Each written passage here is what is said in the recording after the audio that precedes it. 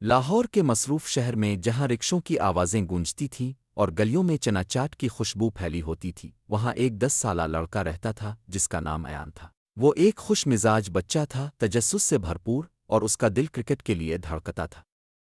اس کے والدین امیر نہیں تھے، لیکن وہ ایماندار اور محنتی لوگ تھے، اور انہوں نے ایان کو سکھایا تھا کہ ہمیشہ سچ بولنا اور سچائی کے راستے پر چلنا چاہیے، چاہے کچھ بھی ہو۔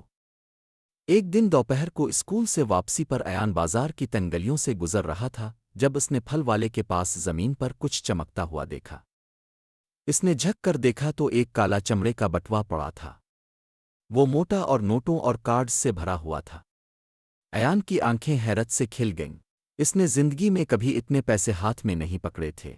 ایک لمحے کے لیے اس کے دل میں خیال آیا کہ وہ ان پیسوں سے کیا کچھ خرید سکتا ہے۔ نیا کرکٹ بیٹ، وہ چمکدار گھڑی جو اس نے دکان کی کھڑکی میں دیکھی تھی، یا اپنی چھوٹی بہن نور کے لیے مٹھائیاں۔ لیکن پھر اسے اپنی ماں کی بات یاد آئی، سچ بولنا اور سچائی پر چلنا ہمیشہ صحیح ہوتا ہے۔ اس نے ادھر الفادیر دیکھا، لوگ اپنی دھن میں چل رہے تھے، کسی نے بٹوا گرنے پر توجہ نہیں دی تھی۔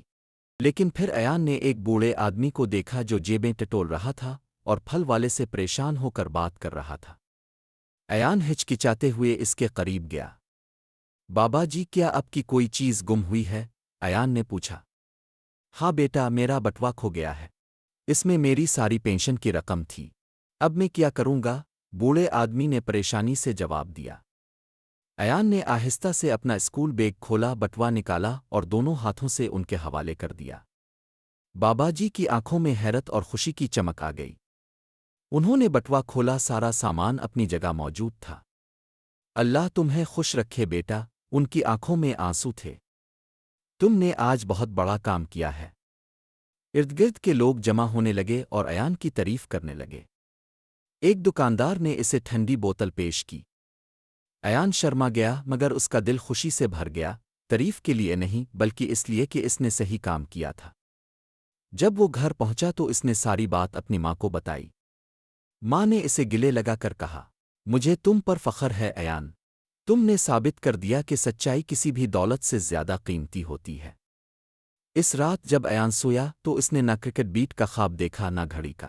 اس نے خواب دیکھا کہ وہ بڑا ہو کر ایک ایسا انسان بنے گا جو ہمیشہ سچ کے ساتھ کھڑا ہوگا، چاہے کچھ بھی ہو۔